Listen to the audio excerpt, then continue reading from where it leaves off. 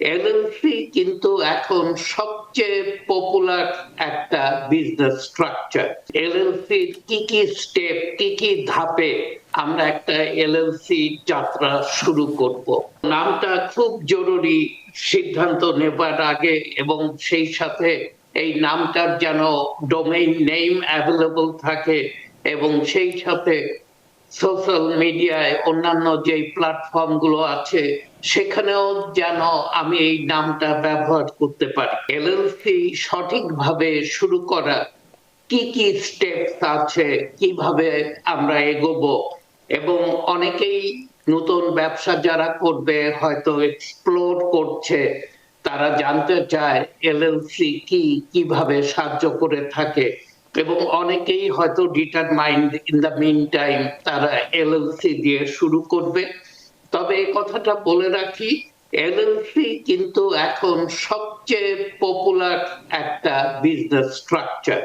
এখানে কর্পোরেশন আছে, পার্টনারশিপ আছে, কর্পোরেশনের মধ্যেও সি কর্প, এস কর্প আছে, সব প্রোপ্রাইটরশিপও আছে, কিন্তু এগুলোর সবার উপরে এখন এলএলসি এত বেশি popular because of its flexibility. এটা পার্সোনাল লায়াবিলিটি কে প্রোটেক্ট করে, পার্সোনাল অ্যাসেটস কেও প্রোটেক্ট করে, এবং এটা ইজি টু স্টার্ট এবং ইজি টু ম্যানুভার।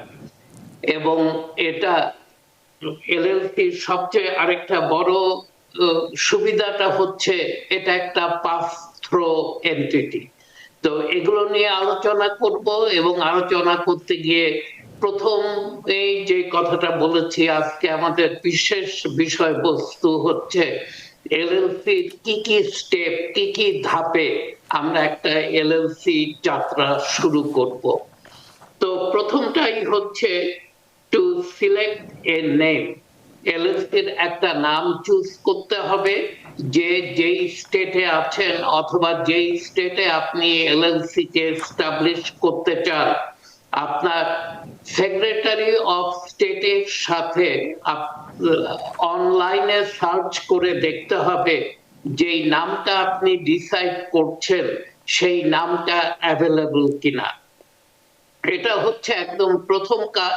এবং এখানে কয়েকটা জিনিস একটু মাথায় রাখতে হবে, যে আপনি যে এলএলসি নামটা খুঁজছেন, নামটা যেন টু জেনেরিক অথবা টু অ্যাবস্ট্রাক্ট না হয়ে যায়।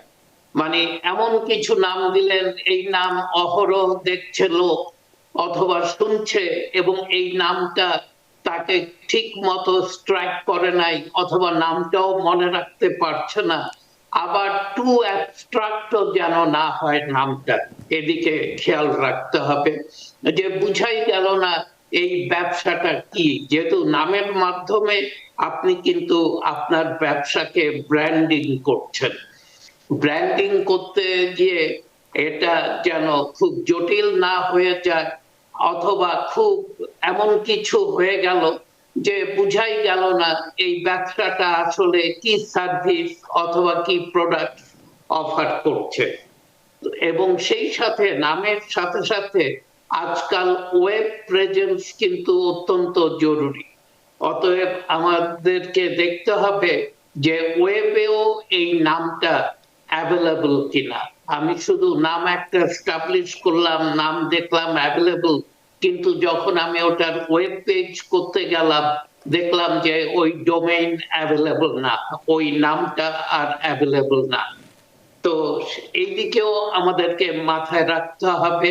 এবং সেই সাথে আজকাল যে অন্যান্য সোশ্যাল মিডিয়ার ইয়েগুলো আছে, প্ল্যাটফর্ম গুলো আছে, যেমন লিঙ্কডইন আছে, ইনস্টাগ্রাম আছে, ফেসবুক আছে, সেখানেও যেন এই নামটা অ্যাভেলেবল হয়ে থাকে। এই নামটা অত্যন্ত জরুরি। এই নাম ছাড়া ব্যবসা করতে পারবেন না। আবার নামটা এমন হতে হবে যেন এতে বোঝা যায় যে আমি কি সার্ভিস অথবা কি ব্যবসা আমি করতে যাচ্ছি। ধরেন আমি উড ফার্নিচার তৈরি করে থাকি, আমার নামটা এরকম হতে পারে আহমেদ কাস্টমস ফার্নিচার এলএলসি। তো এটা কিন্তু খুব সহজেই বোঝা গেল যে Ahmed maybe I am the owner of the business, এবং আমি কাস্টম ফার্নিচার তৈরি করে থাকি অথবা মার্কেটিং করে থাকি, হোয়াট এভার ইট ইজ। তো নামটা খুব জরুরি সিদ্ধান্ত নেবার আগে, এবং সেই সাথে এই নামটার যেন ডোমেইন নেম অ্যাভেলেবল থাকে, এবং সেই সাথে সোশ্যাল মিডিয়ায় অন্যান্য যে প্ল্যাটফর্ম গুলো আছে সেখানেও যেন আমি এই নামটা ব্যবহার করতে পারি। এটা মার্কেটিং হিসেবে এটা অত্যন্ত জরুরি বিজনেসের জন্য। দ্বিতীয় স্টেপটা হচ্ছে আমাকে একজন রেজিস্টার্ড এজেন্ট অ্যাপয়েন্ট করতে হবে।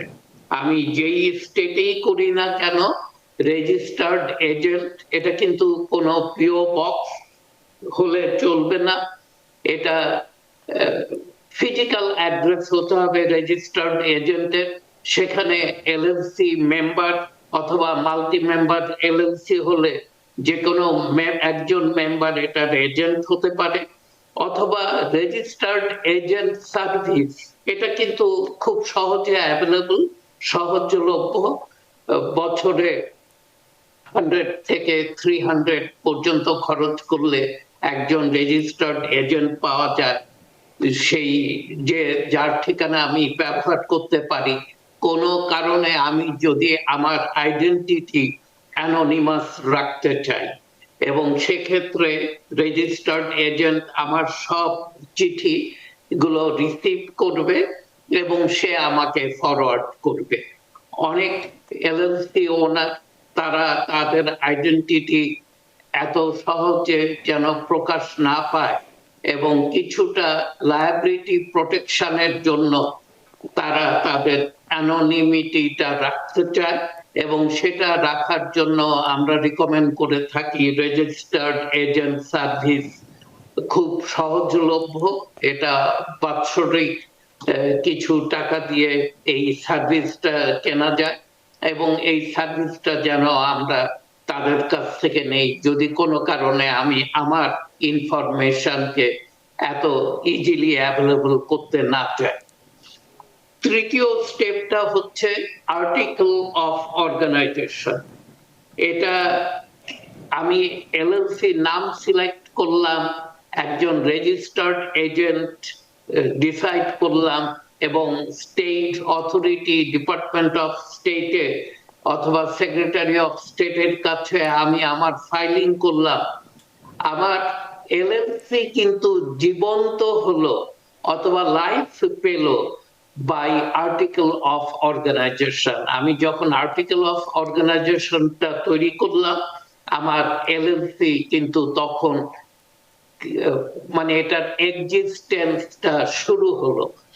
এবং এটা এত বেশি জরুরি, এখানটায় বলতে হয় যে এটা কি মেম্বার ম্যানেজড না ম্যানেজার ম্যানেজড এলএলসি। আবার একই কথা বলতে হচ্ছে, কেউ যদি তার আইডি মেম্বাররা আইডেন্টিটিকে হাইড করতে চায় অথবা তারা এত সহজে প্রকাশ করতে না চায়, তাহলে ম্যানেজার ম্যানেজড এলএলসি তারা ফর্ম করতে পারে, এবং এই ম্যানেজার সার্ভিসটাও খুব সহজলভ্য, খুব বেশি পয়সা খরচ করতে হয় না, এবং এটা সহজেই পাওয়া যায়। এবং এখানে আর্টিকেলস অফ অর্গানাইজেশনে বলা হয় যে আমার ফাংশনালিটি কি এই এলএলসি, এবং এই এলএলসিটা কিভাবে ম্যানেজড, মেম্বার না ম্যানেজার ম্যানেজড, এবং এটা লেংথ কতদিন, কতদিনের জন্য এটা ব্যবসায় আসলো, এবং সাম স্টেট, কিছু কিছু স্টেট কিন্তু পাবলিক নোটিশ রিকোয়ার করে এলএলসি ফর্ম করার সময়, অর্থাৎ আমাকে একটা লিগ্যাল পাবলিকেশন রান করতে হবে, এবং পরবর্তীতে সেই পাবলিকেশনকে ডিপার্টমেন্ট অফ স্টেট থেকে অথেন্টিকেট করতে হবে।